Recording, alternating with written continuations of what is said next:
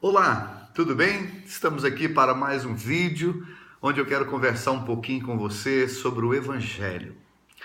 No capítulo 4 do livro de Lucas, do verso 16 ao 19, Jesus foi a uma sinagoga na sua cidade, na cidade onde ele fora criado, em Nazaré. Num dia de sábado ele foi a uma sinagoga. A sinagoga é o lugar onde os judeus se reuniam para estudar a palavra de Deus, para estudar a Torá.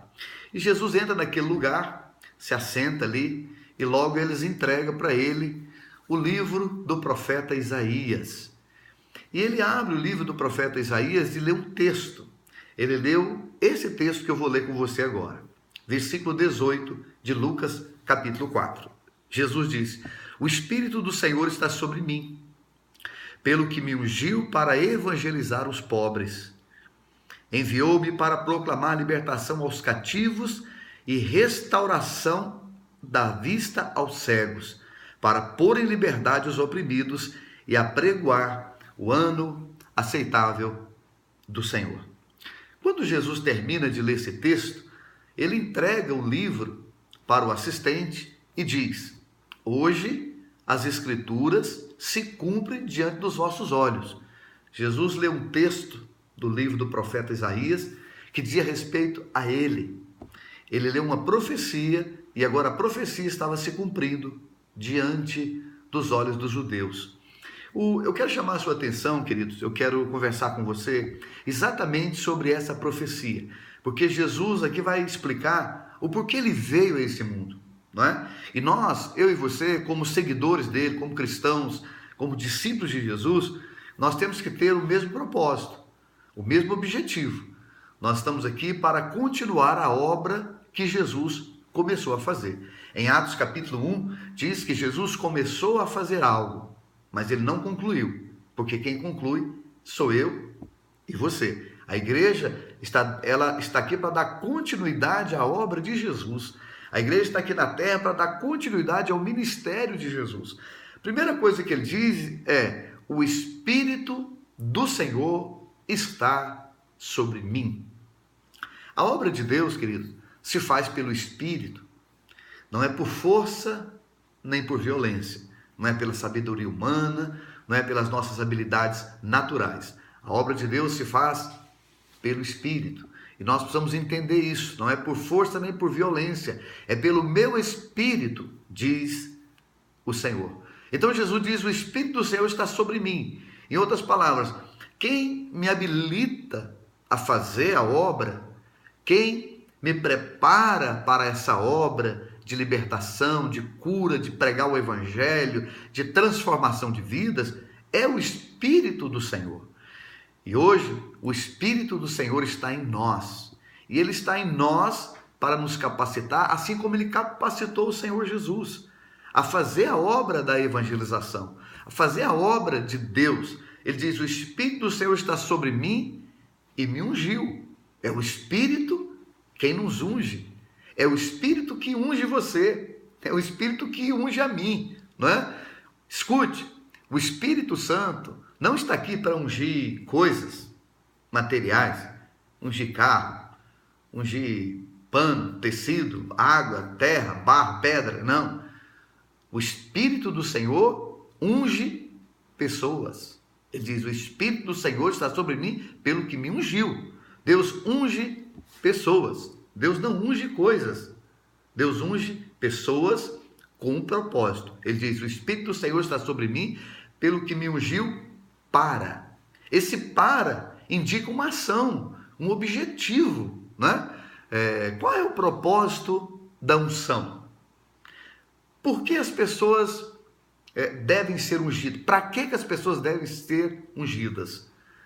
Para quê? Jesus diz: o Espírito do Senhor está sobre mim, ele me ungiu para. Tem um objetivo, tem um propósito. Não é simplesmente para você ficar se exibindo, não é? Eu estou cheio do Espírito, né? E se exibindo. Não. Estar cheio do Espírito, estar ungido, é para um propósito, é para um objetivo. Jesus diz: o Espírito me ungiu para. Para o quê? Em primeiro lugar, evangelizar os pobres. Evangelizar os pobres. Aí vem alguns nesse texto e diz: olha, os pobres que Jesus está se referindo aqui são os pobres de espírito. Não, queridos, não, não, não. Os pobres aqui são os pobres mesmo. É gente empobrecida, é gente que não tem recurso, é gente que não tem condições nenhuma, que vive abaixo da linha da pobreza. Deixa eu te dar um dado: 65% do ministério de Jesus foi exercido na região da Galileia, Galileia dos gentios, que era, traduzindo para os nossos dias, as favelas, de gente adoecida, gente revoltada, gente excluída pelo sistema político injusto daquela época, que é o mesmo de hoje, né? Um império humano de homens que oprime, que exclui, né, da sociedade. Jesus ficou 65% do seu tempo com gente pobre, gente que não tinha nem o que comer direito, gente empobrecida, gente miserável, gente excluída, gente que não tinha oportunidade. Então ele veio sim para a evangelização dos pobres, né? Aqui pobre não é o pobre de espírito. Jesus, ele quer a salvação de todos, independente da sua classe social.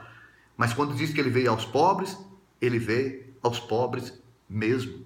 E a igreja não deve apenas levar a cesta básica para os pobres, levar comida, roupa, né? Fazer um bazar lá para os pobres. Não, a igreja deve levar o evangelho. Cuide dos pobres, alimente os pobres, mas não se esqueça de evangelizá-los, de dizer a eles que há uma vida muito melhor do que essa terrena em Cristo Jesus. Há uma vida, há uma glória esperando por nós. Pregue o evangelho aos pobres. Ei, você está ungido para evangelizar os pobres. Se você não tem compaixão, se você não tem amor pelos perdidos, pelos pobres, há uma grande probabilidade de você não ser ungido, porque a unção ela é objetiva. Jesus foca ela aqui. O Espírito do Senhor está sobre mim, pelo que me ungiu para evangelizar os pobres. Segundo lugar, enviou-me para proclamar libertação. Libertação. Proclamar libertação. Há uma libertação em Cristo, não uma escravidão religiosa. Não tirar da escravidão do pecado e colocar na escravidão da religião, do sistema, né? Onde o homem quer governar sobre a sua vida, onde o homem quer ter o direito da sua vida. Essa libertação aqui é a libertação mesmo, para que você seja livre de demônios, de cadeias físicas e espirituais que prendem as pessoas. Proclamar a libertação. Nós devemos anunciar, a unção está em nós, para nós anunciarmos que há libertação em Cristo, que o homem não precisa ser escravo do pecado, que não precisa ser escravo do vício, das drogas, enfim, há uma libertação em Cristo Jesus. Depois ele diz, restauração da vista aos cegos, né? Aqui são as pessoas que estão equivocadas, né? Que têm uma ideia errada a respeito de Deus, que têm uma ideia errada a respeito do Evangelho, estão cegos espiritualmente, não conseguem enxergar a obra da cruz, não conseguem enxergar o que Jesus fez, não conseguem entender o Evangelho, e nós somos ungidos para abrir a mente e os olhos das pessoas para que elas enxerguem a salvação, para que elas conheçam o Senhor, para que elas conheçam a obra da cruz. O que o Senhor fez por nós na cruz. Temos que ensinar as pessoas o que o Senhor fez por nós na cruz. Temos que abrir o entendimento das pessoas para que elas entendam o Evangelho. Queridos, me perdoe, eu preciso falar. Boa parte do Evangelho que está sendo pregado no Brasil hoje não tira a cegueira das pessoas, não dá uma nova visão, não cura a cegueira. Porque eu creio no Evangelho de poder que cura, que restaura o cego, que cura o cego. Mas boa parte do evangelho que está sendo pregado hoje no Brasil não restaura o cego, não cura o cego, não traz a visão principal do evangelho, que é a obra da cruz, que é a redenção, que é o precioso sangue de Jesus que foi derramado para a nossa salvação. As pessoas precisam entender que Jesus, ele foi para a cruz, não foi para ficar famoso. Jesus não foi para a cruz, não foi para que o seu nome se tornasse célebre. Ele foi para a cruz para morrer pelos nossos pecados. Nós precisamos levar as pessoas ao entendimento da obra de redenção que o Senhor fez na cruz. Nós devemos levar as pessoas ao entendimento de que fora de Jesus não há salvação. E depois ele diz assim, para pôr em liberdade os oprimidos. Quantos oprimidos que nós temos hoje, irmãos? Pessoas oprimidas pelo sistema político, oprimidas pela falta de dinheiro, oprimidas pela crise, não é? Oprimidas pela cultura, oprimidas por tantas coisas, não é? E como é bom quando você liberta uma pessoa oprimida. É impressionante como que os consultórios dos psicólogos, dos psiquiatras, daqueles que tratam a alma do ser humano, estão tão lotados, não é?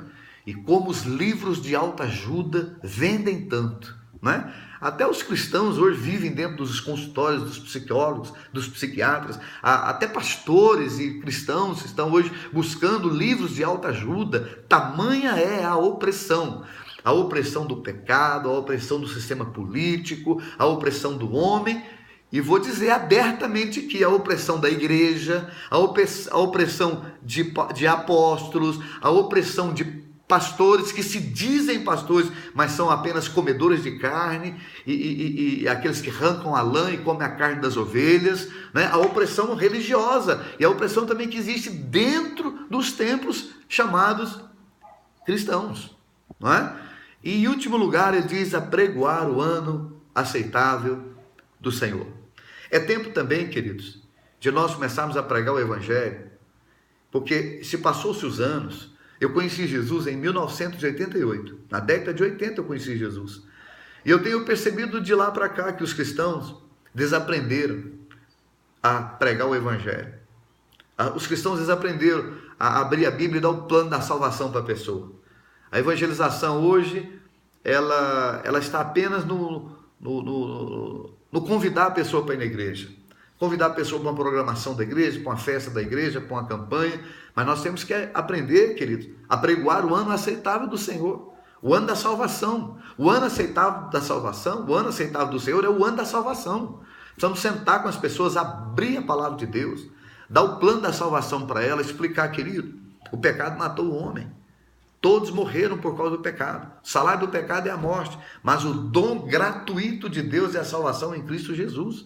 Deus resolveu o problema do pecado, colocando o seu Filho na cruz, derramando o sangue do seu Filho na cruz para a remissão dos nossos pecados. Há uma salvação para você. Todo homem pecou, todo homem morreu e todo homem precisa de arrependimento e de reconhecimento daquilo que Jesus fez na cruz por ele. E ao receber Jesus, né, João 1,12, você recebe também o poder de ser feito filhos de Deus. Todos quantos o receberam, deu-lhes o poder de serem feitos filhos de Deus.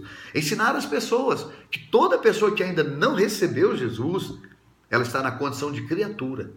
E todos aqueles que recebem Jesus, saem da condição de criatura e entram numa outra condição. Filho de Deus, salvo pela obra da cruz, pela graça de Deus, pela misericórdia de Deus. É tempo de nós entendermos, queridos, o porquê o Senhor nos ungiu. Para que Deus te ungiu? Deus te ungiu para um propósito. Curar os enfermos, libertar os oprimidos, pregar o ano aceitável do Senhor, abrir a visão dos cegos. Isso que a igreja precisa voltar a fazer, no nome de Jesus. E parar de correr atrás de coisas que os homens dizem estar ungidas e que a Bíblia não diz que Deus unge essas coisas. É tempo de buscarmos o verdadeiro Evangelho. Jesus está voltando e é tempo de nós entendermos o porquê estamos ungidos, o porquê o Senhor nos ungiu. Deus ungiu você e Deus me ungiu com um propósito bem definido. A nossa vida não é nesse mundo. A palavra de Deus diz que Paulo diz que se a nossa vida se limita somente às coisas dessa terra, nós somos os mais miseráveis deste mundo. A igreja está se tornando miserável, porque ela está correndo atrás de ouro, de prata e de coisas, de valores terrenos. Mas Deus quer fazer uma obra de avivamento nesses dias, tirando a igreja desse lugar e levando a igreja para o lugar dela, que é pregar o ano aceitável do Senhor. Amém? Que Deus abençoe você e toda a sua casa, toda a sua família. Até o próximo vídeo. Deus te abençoe. Um abraço.